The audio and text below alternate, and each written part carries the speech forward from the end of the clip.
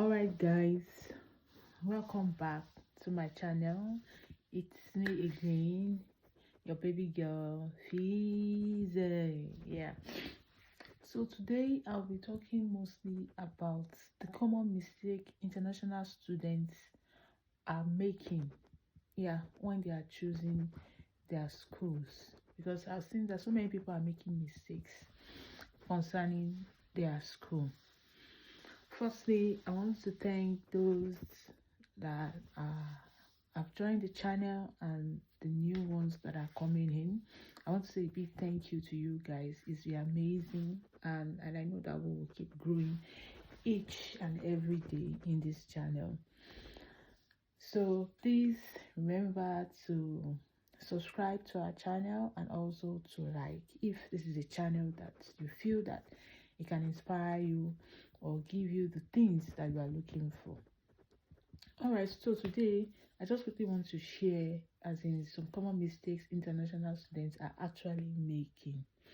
Yeah, I know, especially we Africans generally, that we all want to be where our people are. Yes, but another thing is that before you pick that school, there's some certain things that you should really look at. One, look at the what will I call it,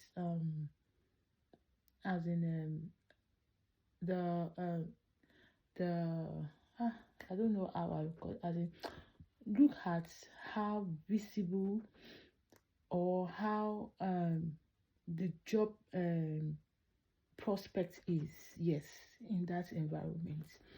It's not just about picking up a school, looking at as in the cost of living alone in that city, because to be sincere, so many people are really facing this issue where we are. People will be in a particular city, there's no job, and they have to travel down all the way to another city to work. If you ask me, I will personally say that it's a penny wise pound foolish. Not so many people believe that, but that is just how I feel.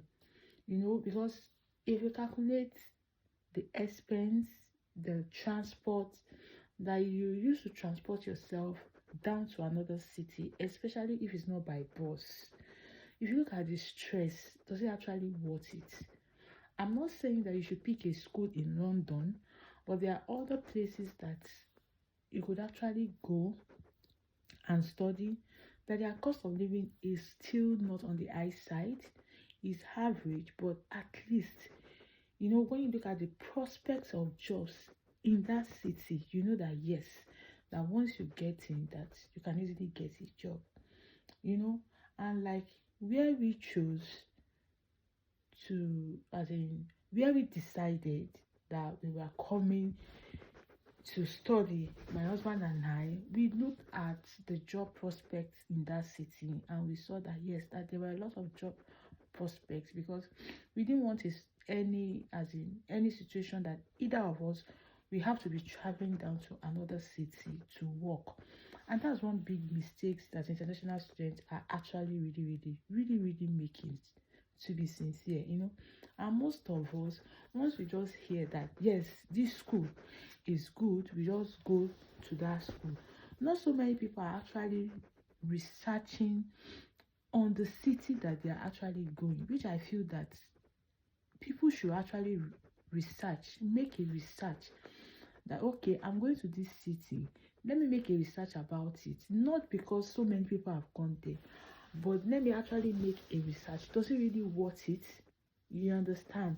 But people don't, most as an international student, they don't look at that.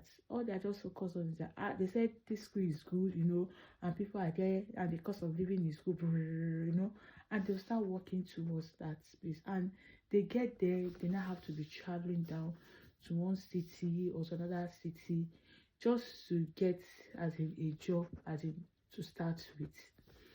Another mistake that international students are making is, which I have noticed, I'm just talking based, you understand, on my own points and what I have seen, is that when you first come in, especially those that are coming in this September period, I will advise, once you first come in, number one is first study the environment you are in. Yes, it is not something that you just come in and maybe in the next 3 or 4 days you get a job. No, you definitely get a job if you follow the procedure and you study the environment where you are. One, what I did was that when we landed in where we are, the first thing I was targeting, because we came in September. So for people that are coming in September, once you come in, your first target should be the Christmas jobs, because by October, those that need people for Christmas job are already employing them by that October, because they need them for October, November, December, and in January, which definitely will get you working immediately you come in if you do your onboarding very fast. Onboarding means providing your references, your right to work, and every other thing. So the first thing I did as a dependent and my husband did was that we looked for those Christmas jobs as at that time, and we were so fortunate. Most companies were looking for people to hire in between that period for Christmas job. The pay was not that much. I could remember that I think the highest paid I saw there was £9.50. Yeah. My husband was able to see about £10 something. I can't really remember. But that was the first thing we went for. After we now as in secured those jobs, we now started searching for no experience jobs. Despite the fact that we had experience before we came in, my husband had experience.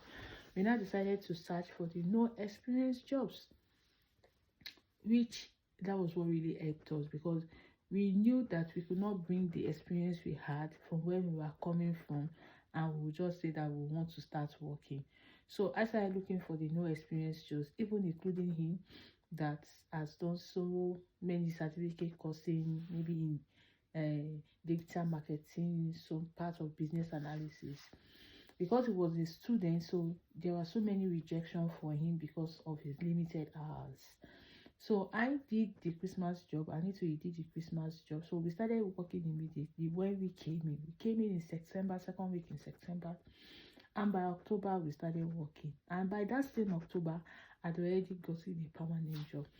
So the mistakes some international students make is that, they're so particular about agency.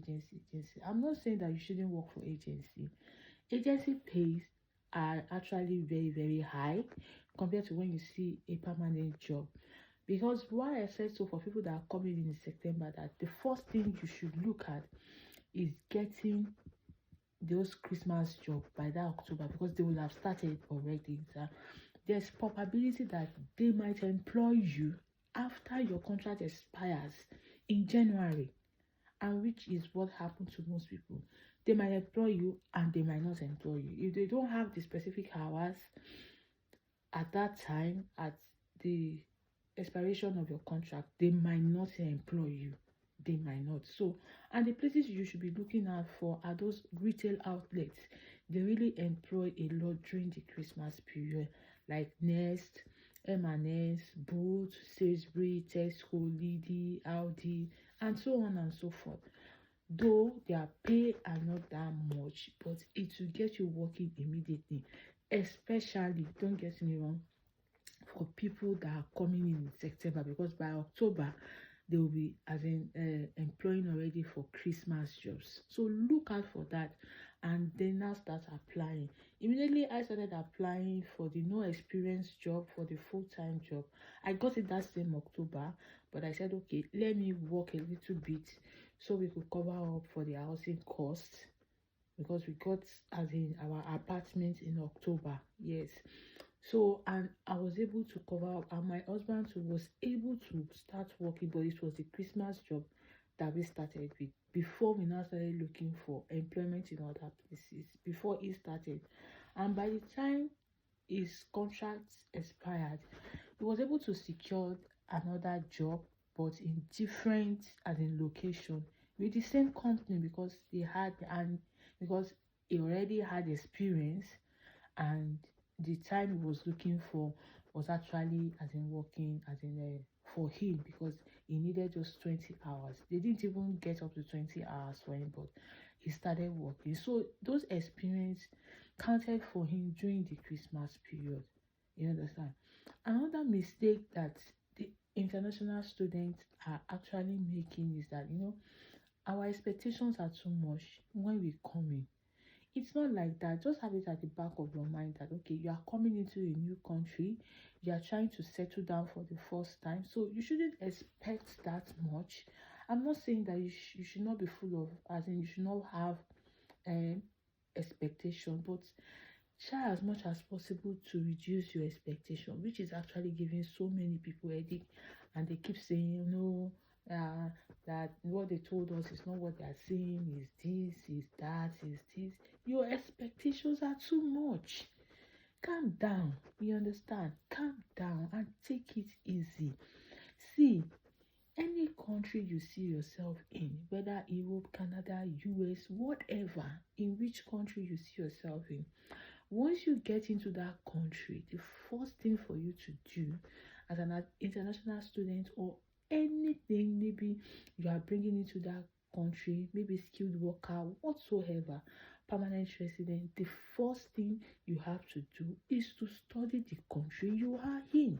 You don't just expect that you are coming in maybe as an international student and boom, you want to start making all those millions. Please calm down. Calm down, take your time. This thing is a process. Even when you leave your old job to a new job, it takes you time before you can actually develop yourself into that new job. So not even talk less of you moving from one country to another, and you just want a miracle to just happen once and for all.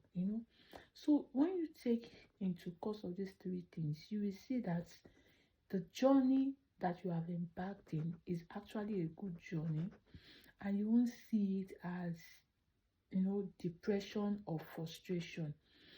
You understand? In any country you are, not just UK alone, but in any country you are as a student, first thing first is, don't just go into any school just because some people are saying that the school is good. Make your research very well. Look at the city you are going through, as in to look at the prospects of jobs that are there. Does it involve you traveling from one city to another? I'm not saying it's not good, but look at it. Look, apart from looking at the cost of living, look at the transportation itself. If you are transporting yourself with train every day to another city to work, does it actually worth it? It has already covered up for the cost of living that you're actually avoiding. I'm not saying that you should take a place that will cut off your neck, but try as much as possible to study as in the city you are going through in that country. Don't just listen to what, this place is good, this school is good, and their school fees is not much, that this is not much. No, you should try as much as possible to look at that city, look at the prospect of the job, look at their cost of living. Yes, but at least on an average level. Yes. And if there's no job in a particular city you are going through, how do you actually want to mark up or make up for it? Those are the things that you should look at. Read, go through a lot. Google is your friend. I always tell people like that. If you say that you are coming to read in a country, you should be able to do enough research for yourself. And that's one mistake we are making. You just leave everything to people that maybe I don't know what they call them. I've forgotten their name.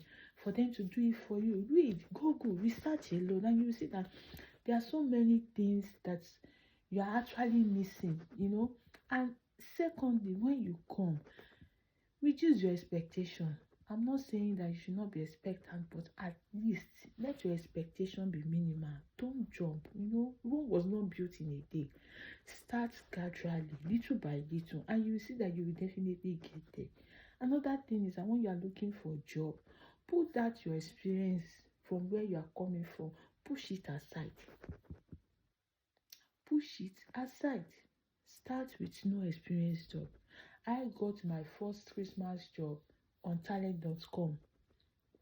And I got my permanent job that I'm doing now on Indeed. Yes. Those are the two places that I use. So start from somewhere, and you will see that before you know it, gradually you start moving from one step to another, from one step to another. Actually, I don't want this video to be long, so I'll continue in the next video some of the mistakes international students are really making, and it's affecting them. And that's why some people are feeling depressed. Some people are feeling that, oh no, it's not what they actually told them that they are saying. But I'm talking based on my own experience, what I did. I'm not talking on somebody's experience. I'm talking on based on my own experience.